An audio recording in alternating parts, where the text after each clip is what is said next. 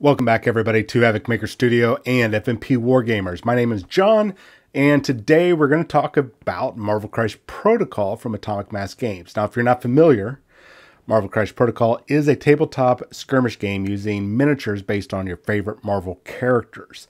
Now, this game has been out for about 2 years now. It came out in 2019. Correct me if I'm wrong. Put that down in the comments below. It has around 99 characters, and I'm not including the upcoming Spider-Man and Dr. Octopus, since they are new sculpts for the old character cards, if that makes sense. And I'm not including also the rumor of Honey Badger and X-23, the Wolverine clones. I'm not going to include them in that 99 count.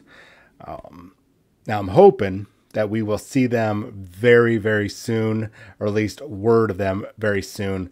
I'm really excited about Honey Badger because a little bit more than X-23, Honey Badger has been running around with Deadpool in the comic books, and I would really like to see some interplay between Deadpool and Honey Badger, at least in a Team Tactics card.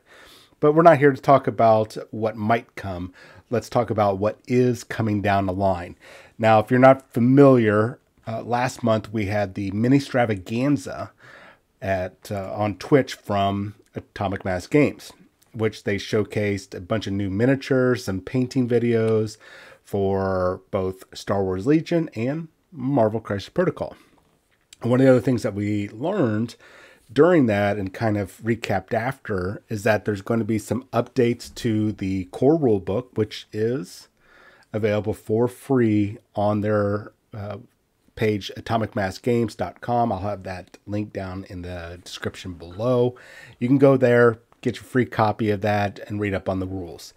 Now, the other thing that we know is going to get updated is the core set characters. There are 10 characters that come with the core set, if you're not aware.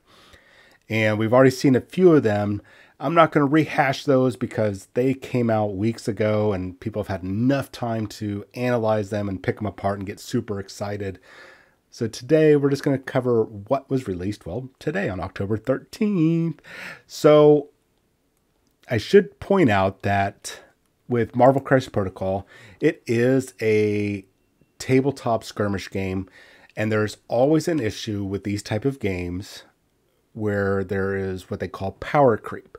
Whereas new models come out, sometimes there is a gap in power and efficiency between older models and the newer models. And you really see that in the larger scale games, such as those coming from Games Workshop, Privateer Press. I forget who does Malifaux, but Malifaux, where you have the army books are constantly being printed up and getting updated, and there's gaps in between the releases of each of those books. And there's so many books, looking at you, Games Workshop, for so many armies that you have these big gaps with balance issues, which is problematic. Now, thematic-wise, it's great. People love the art, the new updates and everything. But when you're sitting down playing a game and say, let's look at Games Workshop's Warhammer 40,000, you're using the Necron Codex that came out in 2020? Was that 2020? Man, it's already been just a year. And it's already behind the power curve. And even Space Marines kind of falling on the wayside. Even though they're still up there, they're still kind of falling on the wayside as compared to each of the newer codexes that comes out.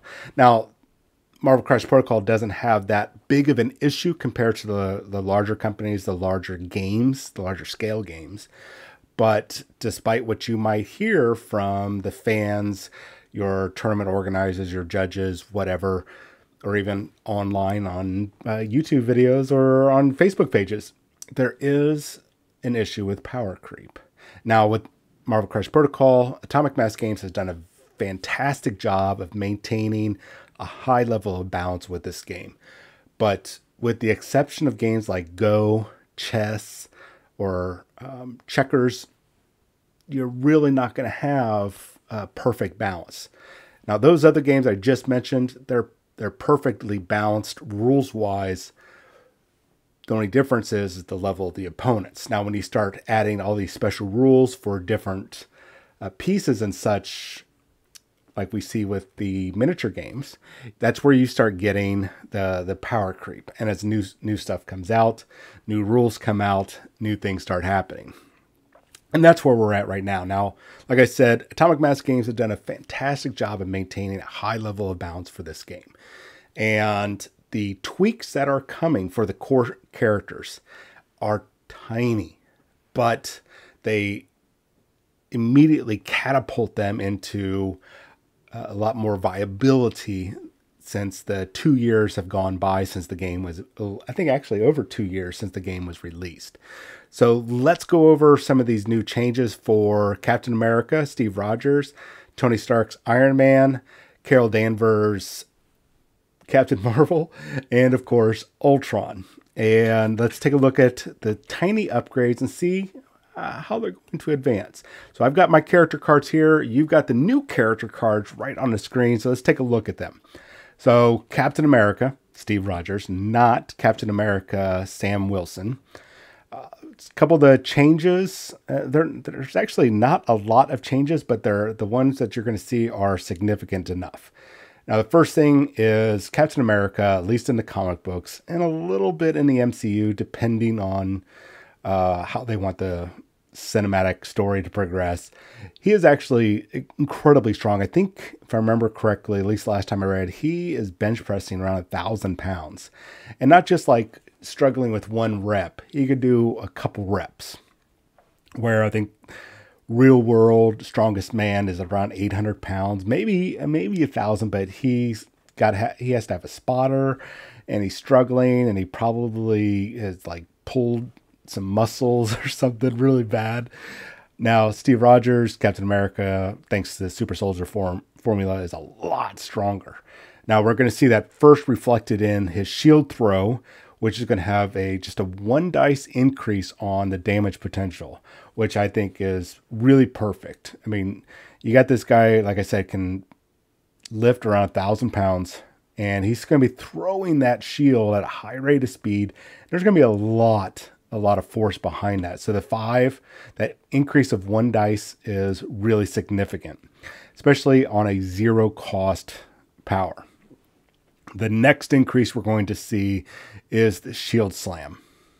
Now, the shield slam is before he could only push a size 2 character. So well, he's the size 2 character. A size 2 just means the average human height. Now, if you've watched any of the MCU movies with Captain America in it, or read any of the comics, or watched any of the cartoons, you know the guy can throw his weight around, and he can throw a lot of stuff around. A lot of people. He can knock it down and kick them around. So having that increase is pretty significant. So when we take a look back at the rest of his abilities, nothing else as I'm looking here has changed. So these are tiny tweaks, but they're enough to catapult him forward, being a little bit more significant. So let's move on to the next character. So Iron Man, not a big change, but it's still a significant change. So currently, the Friday AI costs 3 power to use. And what it does is gives Iron Man his next attack 2 extra dice to roll for the attack value. So let's say he did repulsor ray, it would go from a 4 to a 6. Homing rockets, 5 to a 7. Pretty significant, but that's very high costing. 3 power for 2 extra dice, when a lot of the newer characters right now, this is that kind of power creep ability that we've seen happen, and that we've seen those characters get basically 1 power for 1 extra dice, and he was paying 3 for 2. So they've simply adjusted him to being just a 2 power costing increase or decrease. they subtracted 1 power from his Friday AI from 3 to a 2. This is actually really significant, especially when you take into account if he is in the Avengers roster with, say, Captain America, who his leadership ability allows you to adjust one of your power uses, your ability uses, to drop by 1. So this 2 power, now 2 power costing, or coming soon to be 2 power costing Friday AI becomes a 1, which means that you can be popping that off every turn that you're gaining power, even starting turn 1. A big increase? No, but a balance increase. I think it's really good. We might see a little bit more Tony Stark, especially since we know that there's the Hulkbuster Tony Stark, Iron Man coming down the line. We might see a little bit more of him on the tabletop with this little bit of a change. We'll see, though. I only get enough games in with a couple of friends. We either play here at my home, or we'll head over to Humble, Texas to play with a couple of friends. So my knowledge is not really centered around competitive play. It's more just, hey, let's go and have fun. So let's move on. Now, the next change is kind of a significant, at least a little bit more significant than Tony Stark or Steve Rogers. Now, Carol Danvers is a powerhouse. And I know that, at least MCU-wise, they try to bill her as the strongest Avenger. Is she? I don't think so. She's definitely significantly powerful. She's definitely significantly powerful in the comics. I think in the MCU, the power level, the most powerful Avenger really goes to Wanda, the Scarlet Witch, and maybe or Doctor Strange. I don't know. I think either one of those are significantly more powerful than Carol Danvers, but she's definitely more powerful than, say, Steve Rogers. You know what? Let's just not even talk about that. Let's talk about her boost across the board here. They're not like huge boosts, but they're enough to really kind of boost her up. One of the reasons why I don't run her all that often when I do play the game is because of some of her the power cost. Like the binary form, that's what we're going to talk about. It's a really good ability, but it's too costly. Even now, even with this decrease, I think it is, it still needs to come down 1 more. But right now, the binary form is her superpower. And until the character's next activation, you get to add 2 dice to the attack and defense rolls for 4 power now. Or 5 power right now, soon to be 4 power. That 1 power drop is good. Once again, if she's in a group with, say, Captain America, who acting as a team leader for the Avengers, that 4 becomes a 3. So you could conceivably pop it off turn 2. But you're only going to probably see it 2 or 3 times during the course of a game, because the Marvel Crisis Protocol games go really fast, and I see a lot of scoring getting done around turn 4, turn 5. But it's a nice decrease. Just a 1 point decrease is significant. Means that you're literally one step closer, getting hit one time, and boosting up your power. The other thing that we saw the change is her Danvers Special. That's still staying the same power cost. It's still going to cost 3, but to represent her increased strength that she has, depending on if you're going with the comic book version or the MCU version, whichever you like the most.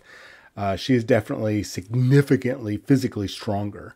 And the new ability allows her to toss around terrain features or characters of size 4 or less. Before it was size 3. The increase is nice. And I think the power cost is good because she can pick anybody up within range 2 of now size 4 or less and throw them in medium range, which is pretty gosh darn significant. So a 3 power costing, I think, is great. I personally would love a 2 power cost, but I understand for balance purposes. The other thing that we see a change for her is an immunity. Since she has the ability to absorb and channel all sorts of cosmic energies and such, she has now the immunity to incinerate.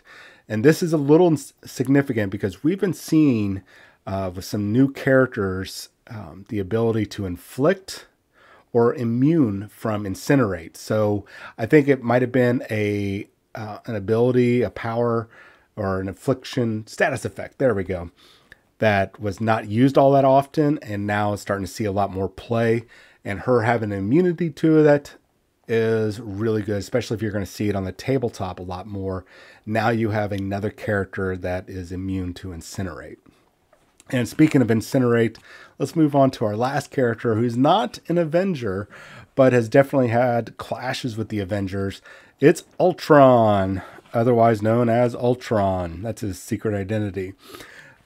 So he's got a host of increases. So first one is its Energy Blast. Now, the Energy Blast, and we're going to come back to Strike, but Energy Blast is getting the added benefit of the Incinerate. Remember, I just talked about Incinerate and immunity and popping up everywhere. So if you roll the wild symbol during the Energy Blast and you manage to... it doesn't get altered or anything from a special ability or a Team Tactics card, you're going to be able to inflict Incinerate on your opponent. And I mean, there's no changes. It's still a 0 cost, 5 dice damage. Really awesome. Tossing around Incinerate for 0 cost. I want to double back to Strike. Strike is not going to change except for it's going to go from 4 dice of damage to 6. This is good because, I mean, Ultron is a serious threat. He's a world-ending threat.